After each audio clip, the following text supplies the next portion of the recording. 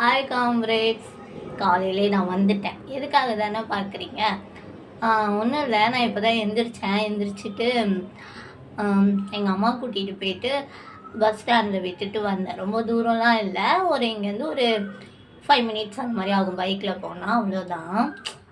எப்படி இருக்குன்னா, நம்மளை பார்த்துக்கிட்ட ஒருத்தவங்க சின்ன வயசுலேருந்து நம்மள வெளியே கூட்டிகிட்டு போனவங்க, நமக்காக டைம் ஸ்பெண்ட் பண்ணவங்களுக்கு இப்போ நம்ம ஏதோ ஒரு விதத்தில் ஹெல்ப்பாக இருக்கோம், இல்லை நம்ம கூட்டிகிட்டு போய் அவங்க விடுறோன்றதே எனக்கு ரொம்ப பெரிய விஷயமா இருக்குது.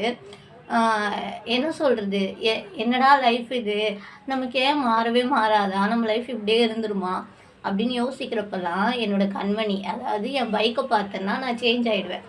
ஏன்னா சின்ன வயசுலேருந்தே டிபெண்ட் பண்ணியே இருந்துட்டு யாராவது வருவாங்களா, யாராவது நம்மளை கூட்டிகிட்டு போவாங்களா, அப்படியே ஒரு இருந்த லைஃபுக்கு இப்போ நம்மளை கூட்டிகிட்டு போனவங்களெல்லாம் நம்ம கூட்டிகிட்டு போகிறோம், எனக்கு வேண்டிய இடத்துக்கு நான் தனியாக போய்க்கிறேன் அப்படின்றதே எனக்கு ரொம்ப பெரிய சேஞ்சாக இருக்குது என் லைஃப்பில்.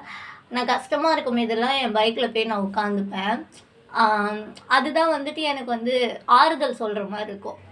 நீ இவ்வளோ பெரிய விஷயம் இப்போ பண்ணிகிட்ருக்க, நீ தனியாக வெளியே போயிட்டுருக்க ஒரு 3 வருஷமாக, அதுவே உன்னால் முடியுதுன்னா லைஃப்பில் எல்லாமே மாறிடும், கொஞ்சம் டைம் கொடு அப்படின்னு என் கண்மணி எனக்கு சொல்கிற மாதிரி இருக்கும்.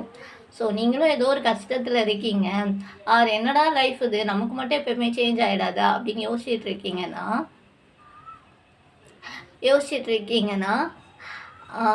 கொஞ்சம் டைம் கொடுங்க யூனிவர்ஸுக்கு. கண்டிப்பாக ஒன் டே அது எல்லாத்தையுமே மாற்றிடும். ஏதாவது ஒரு மூலியமாக உங்களுக்கு ஃப்ரீடம் கிடைக்கும், சப்போர்ட் கிடைக்கும், ஹாப்பினஸ் கிடைக்கும். உங்கள் கோலை அச்சீவ் பண்ண அது ரொம்ப ரொம்ப ஹெல்ப் பண்ணும். என்னோடய கண்மணி மாதிரி இப்போ நீங்கள் எனக்கு கிடச்சிருக்க மாதிரி. ஸோ எதை நினச்சி ஃபீல் பண்ணாமல் டேவை ஹாப்பியாக ஸ்டார்ட் பண்ணுங்கள். Happy good morning. Love you comrades. Bye.